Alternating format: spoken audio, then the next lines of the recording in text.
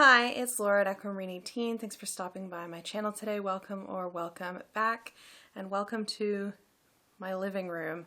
I've been experimenting with my new camera and seeing what I can do filming in different places. Not being tethered to my laptop and webcam is really nice.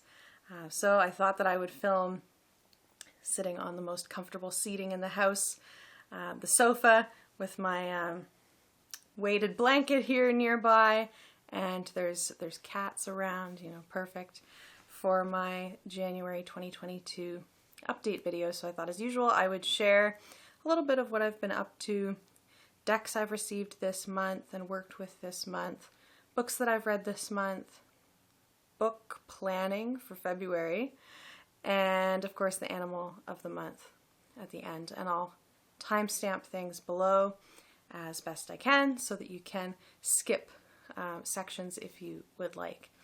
So January, of course, has been dominated for the most part for me by going back to work, teaching again, the start of the new semester following the holiday break.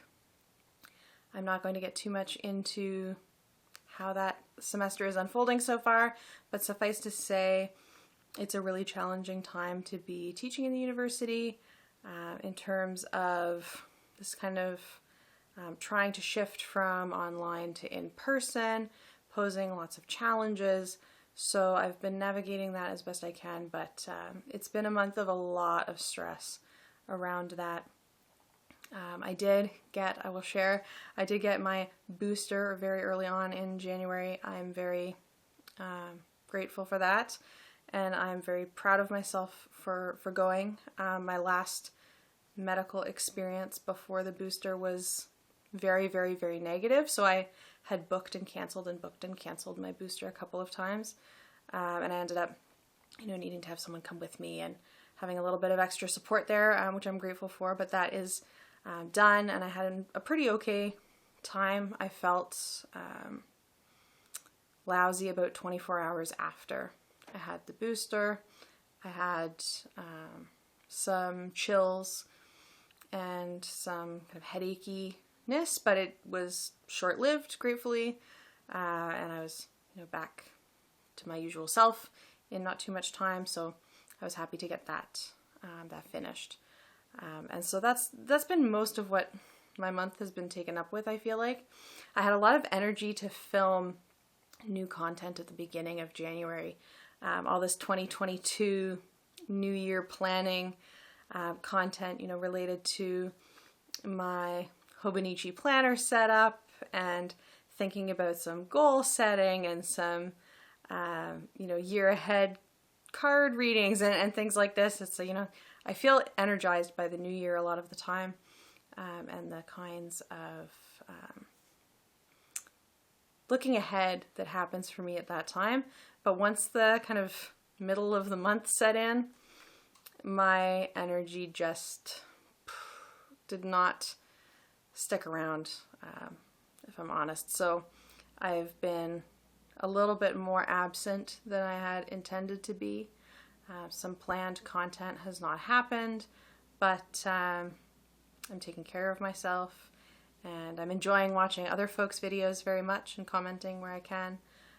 And I do have some more things planned for February, so just taking my time and, letting things happen as they will, not holding myself to any kind of regular filming schedule. It's just not possible, but trying to get content out there when I can.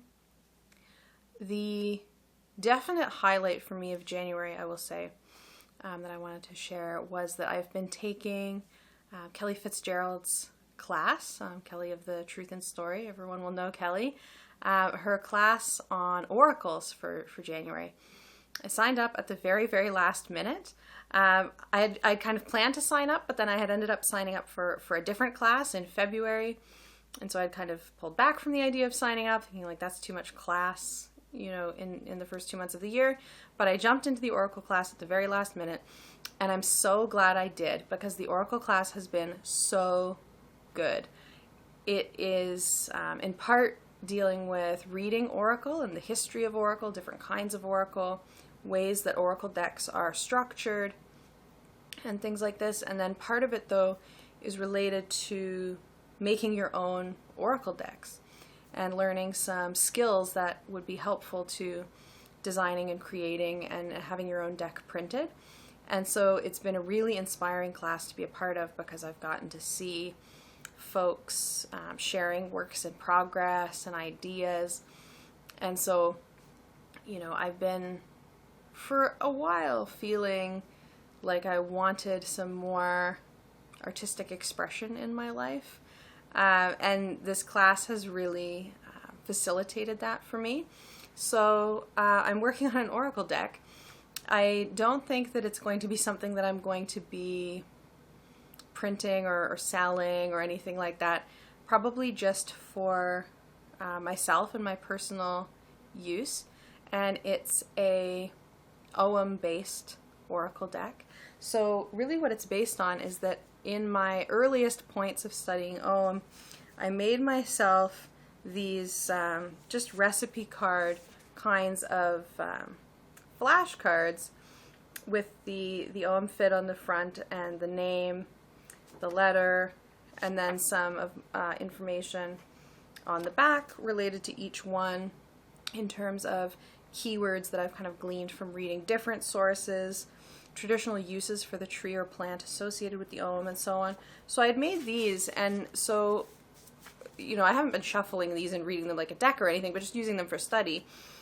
And so I thought, why not make a deck and use my skills from this class that I've been taking based on this? Because the only OM deck that I have does not have any keywords on it. The other OM set I have is actually the wood staves, so obviously no keywords there. And I'm still very much learning, but I'm solidifying the kinds of meanings that I associate with each FID. So I'm working on this deck using stock photography, and I'm going to have my own keywords on my OM deck. And it's coming together really well, if I do say so myself. I have photos chosen for the 20 cards that I will be making. I have keywords chosen for the 20 cards that I'll be making, and so now I'm just thinking about things like fonts and kind of laying things out where the keywords will be and where the titles will be and what all of that will look like.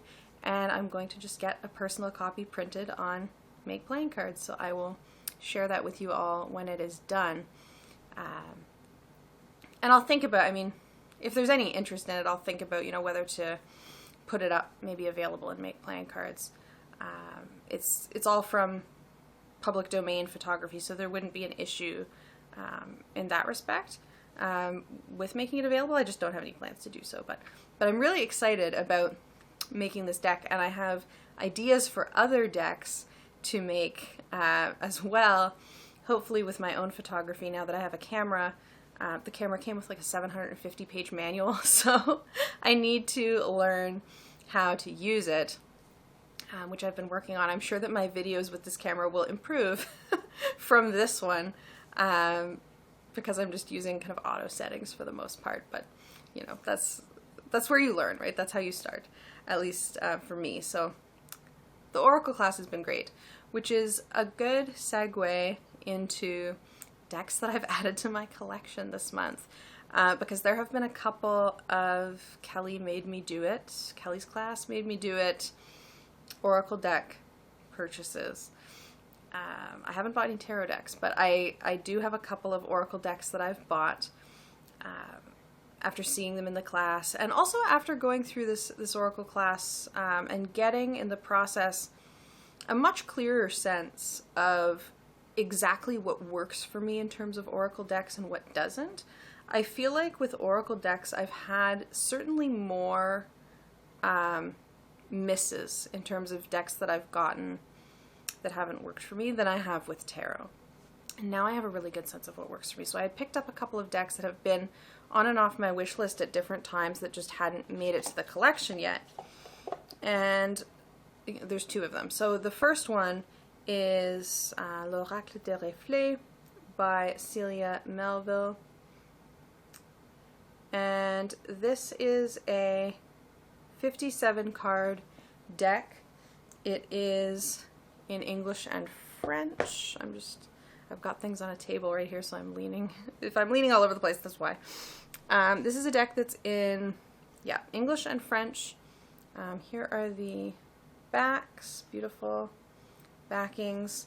And this deck has a kind of sepia or tea-stained color palette with the keyword in French and English at the bottom.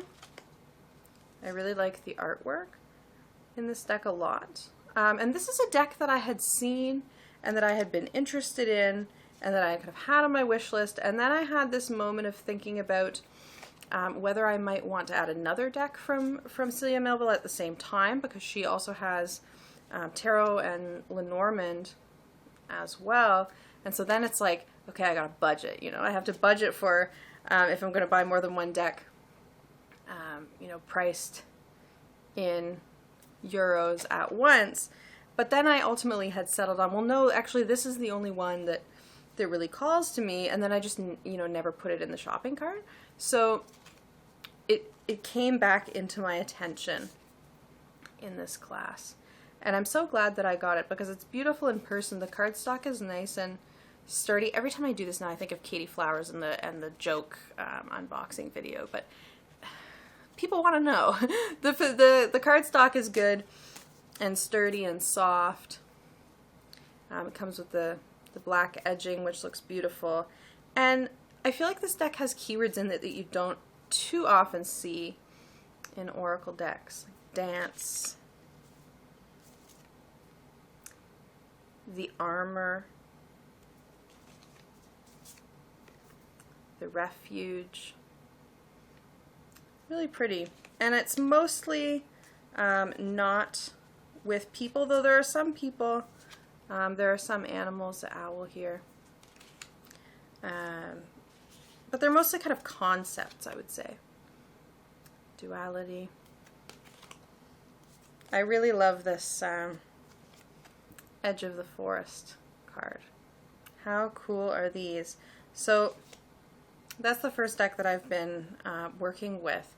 And something that I've been using these Oracle decks for as well is a daily meditation practice that I've been working on and sticking to thus far in the new year, meditating a little bit each morning. And in AODA Druidry, we particularly engage in discursive meditation, which is meditation kind of on a concept or on an idea, following thoughts, you know, in the directions that they go about a certain subject, right? So it's a bit different than many other forms of meditation that are a bit more clearing the mind, for example. This is very much a following one's own train of thought and then following it back style of meditation. So these kinds of keywords and concepts on Oracle cards have been great prompts for that. So that's something that I've been doing this month. The second deck that I added to my collection this month is the Urban Crow Oracle. And this is by MJ Cullinane.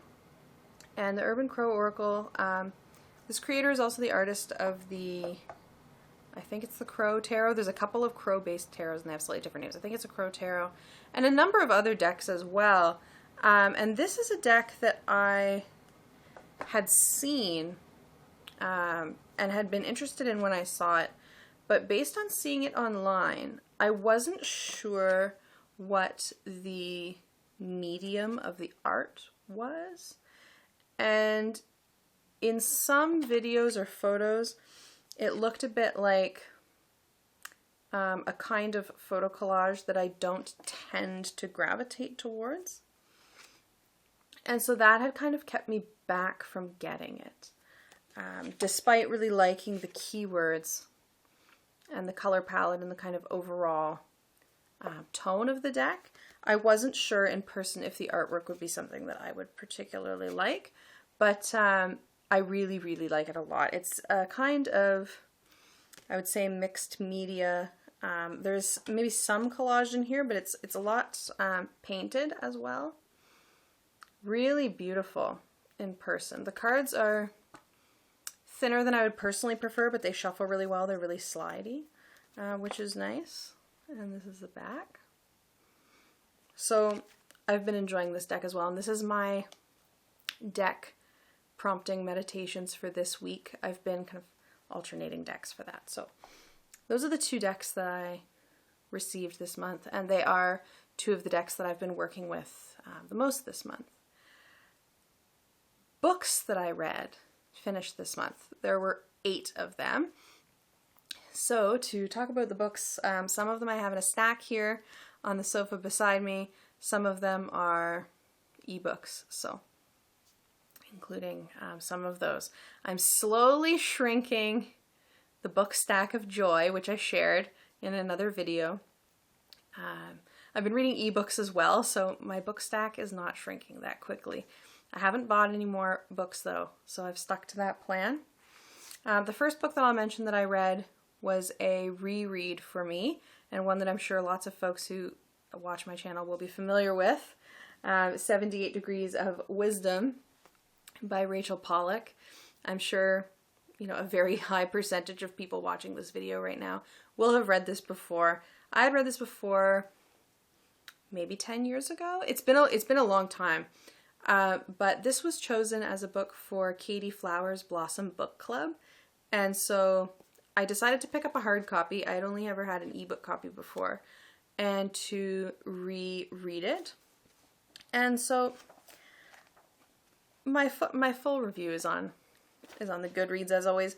I feel like this book, what I like about this book the most is that I feel like in every or almost every card description there will be this like at least 1 or 2 little sentences that just feel like really good little turns of phrase that describe the card in a way that I find thought-provoking, that I find relevant, that I find interesting.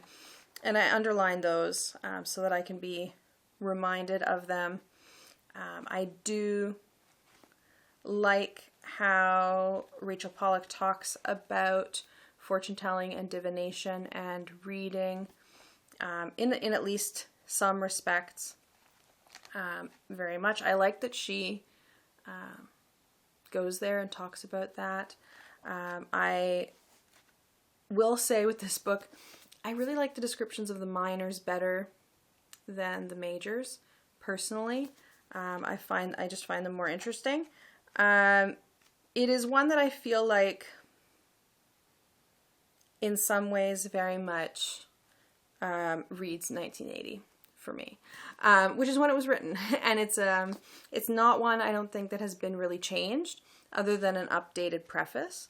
So it is the text from 1980. For me, this would not necessarily actually be the book that I would recommend to a beginner now, but I value it as a historical, an important book in the trajectory of tarot books, we'll say it that way. And I'm glad to have it physically on my shelf. I know that it is one that I will return to, but again, I'm sure that folks are all very familiar with this book, so that's all I'll say about that. For my other book club read that I finished in January, I've been reading with The Artisan Geek, The Artisan Geek on YouTube, Seiji, and she has a book club, Diverse Classics, and we read Passing by Nella Larsen, which is a classic, really, and I'm sure folks will be familiar with Passing by Nella Larsen because, I think it's a pretty well-known book, but also there's been fairly recently a film made based on the book, and I haven't actually seen the film yet. It is absolute top of my list to watch because as a book club, we will be talking about Passing together as a group in a couple of days. So I plan to watch the film before we discuss the book, but I wanted to read the book first. The book is very short. I found it very emotionally impactful. I found it a really intense read, at times very funny, but at times extraordinarily uncomfortable to read, and it was really jarring in moments.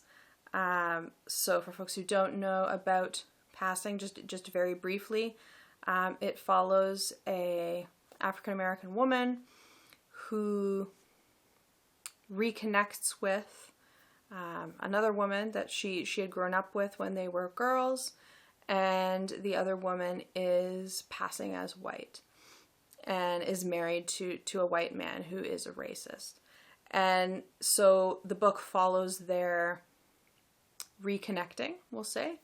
And I don't want to, say too much about it in case somebody wants to read it. You can certainly read a lot about it online. I got a copy of the ebook that had a preface written by Britt Bennett, who wrote The Vanishing Half, which was really, really, really excellent. I will say that if you're going to pick up the ebook of Passing, or the hard copy book of Passing for that matter, the copy with Britt Bennett's foreword is very much, worth getting, I would say. I would just say to read the foreword after you read the book itself, because it will basically tell you the entire plot, including the ending, which is a quite sudden and jarring ending. So don't read the foreword first, but very much recommend this book. Really, really good. I read a novel called The Raven Tower by Ann Leckie. And Ann Leckie, I have read her science fiction. I know several other folks who watch my channel, at times, have read Ann Leckie's work as well. Her trilogy, the Ancillary trilogy that starts with Ancillary Justice, is an award-winning science fiction trilogy that is really, really excellent. I really enjoyed it. My brother bought me the first book. Maybe it was last year for Christmas. It might have been the year before. I'm not sure. But the first book in the trilogy kind of swept the big awards and was really well received. I really enjoyed the trilogy. And The Raven Tower is a fantasy novel by Ann Leckie. And it is a standalone. And I feel like The Raven Tower includes a lot of the components of Ann Leckie's writing from the Ancillary series that I really, really liked. Multiple perspective, alternating perspective writing, and kind of interesting plays with scale. In The Raven Tower, there are characters who are very long-lived, kind of god characters, and then there are also human characters. And the way that she captures the kind of difference in time scale for these characters, like how the centuries long-lived characters experience the passage of time so differently than the human characters who live kind of human lifespans, was really, really interesting to me. The narrator is really, really unconventional, we'll say, and I thought was incredible. It is very predominantly, I will say, because I know some people hate this, so it's worth mentioning, it is very, very predominantly written in second person. Second person is not my favorite, but some absolutely fantastic authors, including Ann Leckie, are writing quite a bit in second person, so I'm coming around to it. There is a rationale for it being written in second person that is a kind of rationale internal to the story that is revealed fairly early on that made the second person a lot more palatable for me. I really enjoyed The Raven Tower. I gave it 4 stars on my ratings. I will read anything Ann Leckie puts out at this point. I read a debut novel that is coming out in March, which was my most anticipated debut release of 2022, and I got an early copy from NetGalley. Thank you, NetGalley, and to the publisher. That was The Circus Infinite by Con Wong. And I was so excited about this book because it is described as a, young character joining a kind of magical or mysterious, in some way, circus. And when I read this description, it's like, yes, I'm all for this, right? This is going to be exactly something that I would love. And it was really good. I would say that it's a hard book. You can read reviews of it online. I would say that The Circus Infinite is a hard book to describe in terms of its tone, because it kind of oscillates between this like quite feel-good sci-fi compared to what I normally read, almost in the terrain of something like Becky Chambers' work, like quite lighthearted sci-fi at times. But then on the other hand, there are these, you know, not particularly few and far between even, scenes of very graphic violence, torture, and very heavy thematic content. So there's this kind of fairly unambiguously feel-good coming-of-age story of a young protagonist who is very, very likable and a very good person, who is navigating being out in the world on his own for the first time, who is asexual and navigating having relationships, and there's this kind of heart of it that is this kind of coming-of-age story, and then there's a kind of backdrop of blackmail by a evil crime lord kind of backdrop to it, that forms the plot as well. And so it's quite I don't want to say inconsistent, because inconsistent sounds like I'm saying that there's something wrong with this, and I'm not. It's not even a criticism. It's just the tone really oscillates between very lighthearted and happy in some moments and very heavy and violent in others. And I found it a bit jarring. But overall, I really, really, really liked it. And based on The Circus Infinite, I am excited to see what Con Wong publishes for his next book, because this is, I think, his first book, and I'm excited for whatever is next, and I will pick it up, no question. So that was really good. I read an anthology, and the anthology was called Queer Square Mile, Queer Short Stories from Wales, edited by Kirsty Bohata, Mihangel Morgan, and Hugh Osborne. And this was a really interesting one. I feel like, you know, any anthology is hard to rate or hard to say, you know, an overall kind of liking or disliking of the book, because it's so different. And the stories in Queer Square Mile spanned from stories that were written in the 1830s up to written in the present. So it was a very wide-ranging collection. It's organized by theme. The introduction to Queer Square Mile was amazing. The authors talk about the problematics of using the language of queer as this umbrella term, as something that emerges in kind of very specifically American contexts, and in very kind of generationally specific contexts, and the problem of characterizing the word queer as having been reclaimed, when that is not the case everywhere, right? And words don't mean the same thing in every context, and certainly, you know, it's not language that all of the authors or characters represented in the book or anything like this would use to describe themselves. So the introduction alone is worth reading, I would say. The editors, I think, were very, very thoughtful in terms of what they included, and I also think that they were very thoughtful and very deliberate in how the materials were organized. So specifically avoiding putting these short stories just in chronological order, so as to avoid implying some sort of teleological progress trajectory, which I appreciated how they talked about that a lot. They talked about, you know, including stories based on the content as opposed to on the basis of something that may or may not be known about the author's identity. And so I appreciated that as well.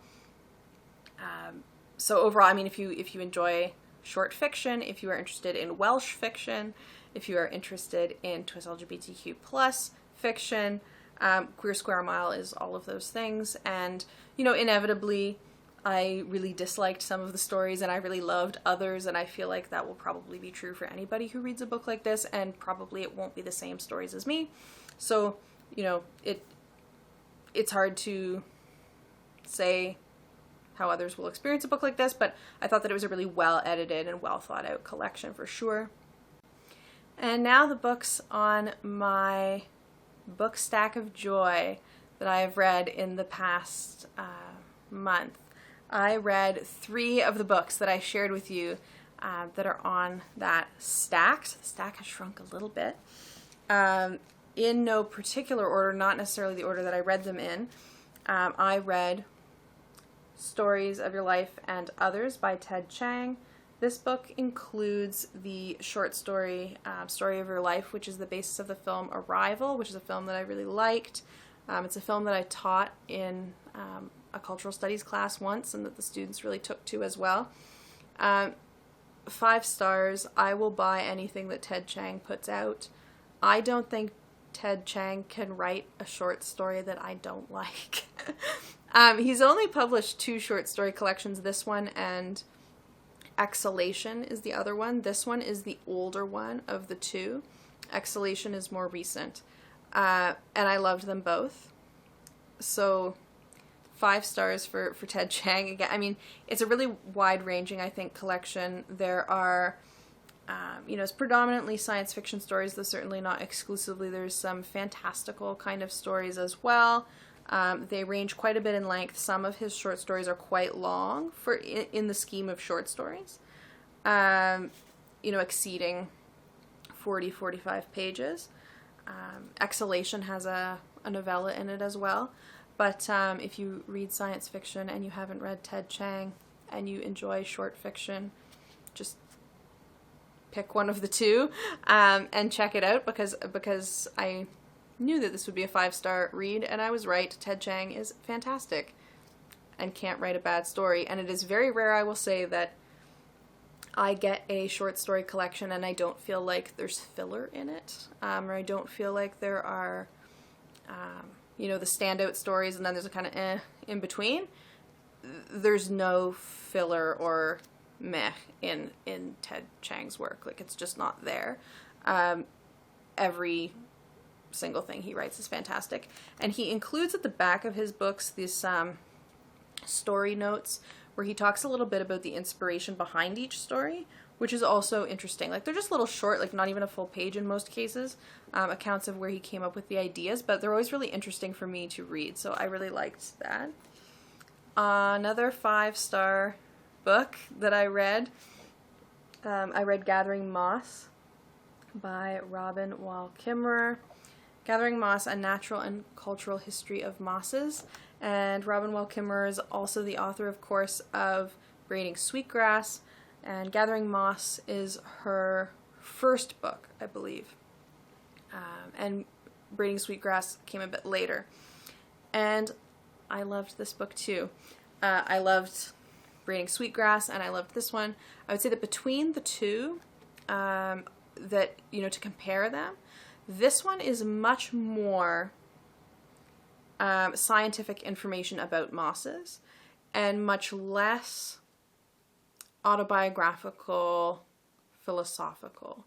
In terms of the kind of proportions, both books, Braiding Sweetgrass and this one, I'm gesturing over there because there's a bookshelf over there that has Braiding Sweetgrass on it, but both books have both, and Robin Wall Kimmerer integrates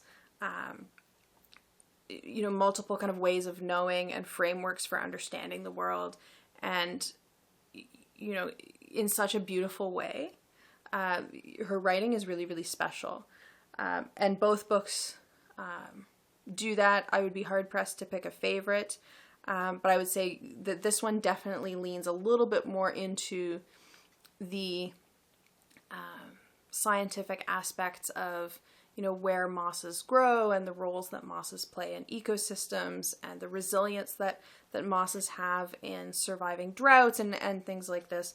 I shared in a recent video about my day planner that my 100 list in the back of my Hobonichi I've made for things that inspired awe, and this book made it to the list at one point in terms of something I learned about mosses. So I really enjoyed this. 5 stars, highly recommend. It's fantastic. And if you've read Braiding Sweetgrass, then pick up this one too. If you haven't, pick up both because they're great. So I loved that one. And finally, another 5-star read from the book stack of joy. I read A Handful of Earth and A Handful of Sky, The World of Octavia Butler by Lionel George. This beautiful book here. And I saw this book described, you know, like a blurb for this book, and I knew that I wanted to read it, and I wasn't really sure what to expect, but as somebody who has a background in archival research, I appreciate what the author has done with the ephemera of Octavia Butler's archive so much. Like this book makes me emotional to even talk about it. I thought that this book was excellent. And so I thought I would just read a little bit here from the introduction, where the author is kind of talking about what this book does and what she's done with this book. It says, A Handful of Earth, A Handful of Sky is a book of ideas, prescriptions, and possibilities. It's an example of a life map, a model. It can serve as a whisper in the dark for anyone attempting something that feels impossible, anyone trying to make something out of nothing. This book is a collection of advice on how to look, listen, see, and breathe, how to be in the world. It encourages you, the reader, the seeker, to use what you have, even if it seems meager, it may be magic in your hands.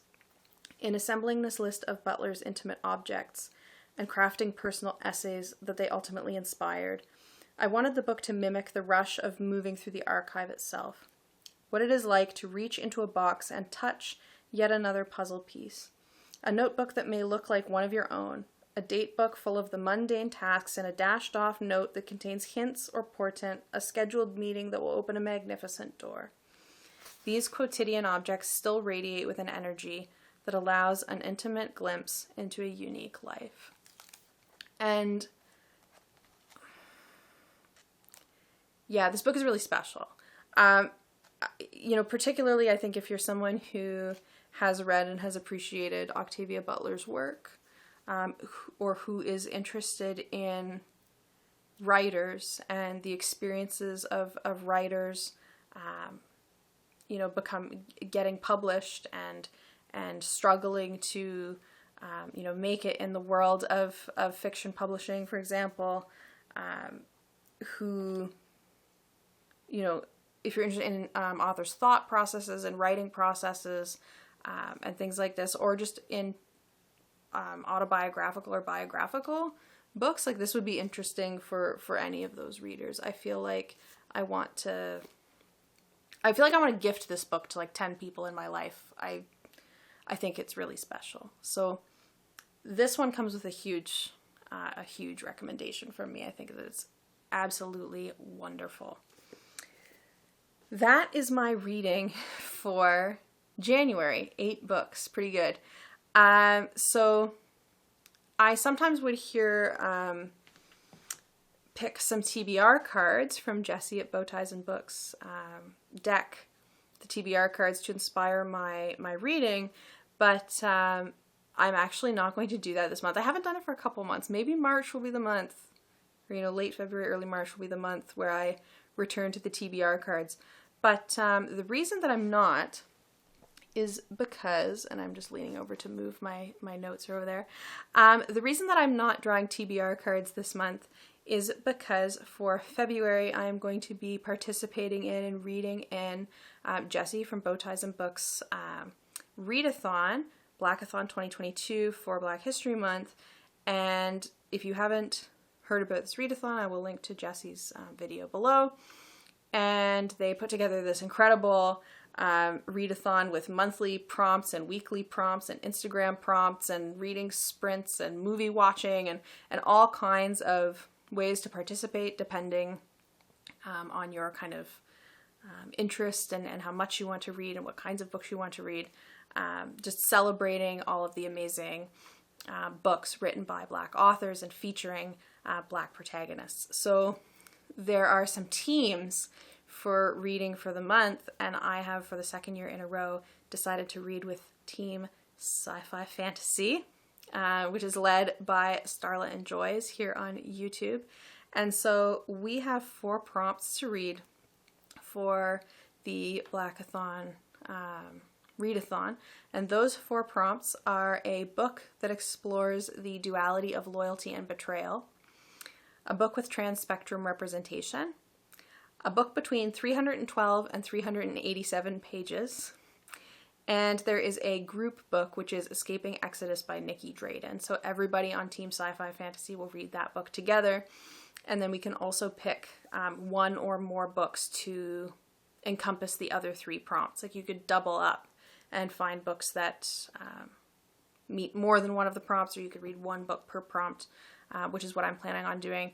But I'm not going to draw any TBR cards or give myself any more challenges with respect to reading, because I have these 3 prompts and a book to read for the Readathon, and I also have the book Stack of Joy to continue working my way through. So I'm really excited for that reading. I know that my book for the 312 to 387 page length prompt is going to be Goliath by Tochi Onyebuchi, which just got published a couple of days ago, and I've been waiting for. I got it so that it would download on my Kindle on the release date. Like I pre-arranged that months ago probably, and it is now there. So I know that that's the one that I'm going to read for that prompt because it is right in the middle of that length requirement.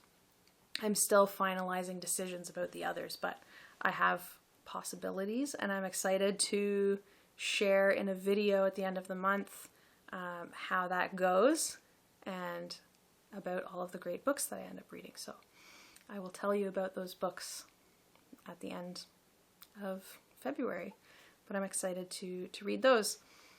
Now, the last thing for this update video that has gone on pretty long already, I wanted to share a little bit of what I had learned about Otter, which is the animal of the month for January. And Otter's keywords in this deck, which is, this is the Druid Animal Oracle. There's the back with some Awans there. The Otter's keywords are joy, play, and helpfulness, which definitely suit the otter. I really like otters. I like watching videos of otters. I find them to be joyful to watch. I really appreciate otters. They seem very sociable. Something that I've known previously about otters, which I think is just fun, is that sea otters actually have pouches that they can keep their favorite rock in. They keep a rock to help them crush open shells and things like that to be able to find food, but it makes me happy to think of otters toting around their favorite rocks. I think that that's fantastic. But I decided that I would actually look specifically to learn about river otters rather than sea otters, because river otters are around the province that I live in. They're not an animal that you would necessarily see very often out, in the wild, so to speak. But I live in an area with a lot of water, a lot of lakes, and a lot of rivers, and there are otters around. But they are North American river otters, not sea otters, because we are not on the sea. So something that I learned about river otters, and some of these things, I will say, some of these things may be true of sea otters as well as river otters, but I was really looking in the research to see, learn some things about river otters. River otters use their amazing whiskers, check out the whiskers on them, for sensory perception, particularly sensory perception in the water. The whiskers are extraordinarily sensitive, which is interesting. I learned that the North American river otter is one of the most playful, curious, and active types of otters, and that measure for most active is coming from the fact that a river otter can travel 42 kilometers per day. Considering that they're not very big, that is a significant distance, 42 kilometers. I thought that that was interesting. And I feel like while the keywords are about joy and playfulness and also helpfulness, and the guidebook from this deck gets into some of the reasons of why the otter in particular is associated with helpfulness. Several of the traditional names for otter also have the same word or root word for dog in them as well. So there's this sense of human's friend and helpfulness to otter in different stories and legends about the otter. But another thing that I will say that I've learned and that I now associate with otters that I didn't know is kind of sensitivity to the environment, awareness of the environment.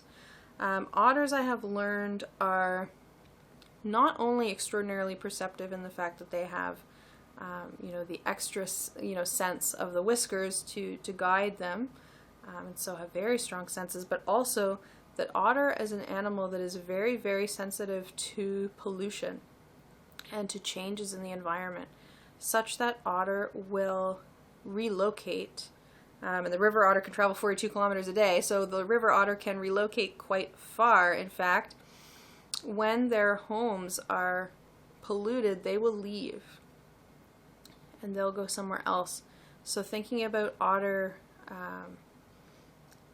an otter's joy and otter's playfulness, otter's presence, I feel like is also a good sign when you think about that. If water gets too polluted, that the otter will depart and go to live somewhere else. So thinking about the importance of perceptiveness and of knowing the environment, and a lot of the my Druidry candidacy studies have to do with learning about my own ecosystem and the other kinds of animals besides the human animals that live in the ecosystem that I live in. I feel really glad that I've learned that about the otter. So that was my otter learning for January. I also just watched a lot of videos of otters playing and swimming and doing the things that otters do. So I will end off the update with a new animal for February. And I've been keeping my otter card up in a card stand that I got from Havana of Sparkle Divine Tarot's Etsy shop, and it's one of the long card holders, so I can hold one of these and a temperance card, since that's my card of the year, like related to my birth date, and also a card. Oh, a card fell out. I think that's going to be our animal.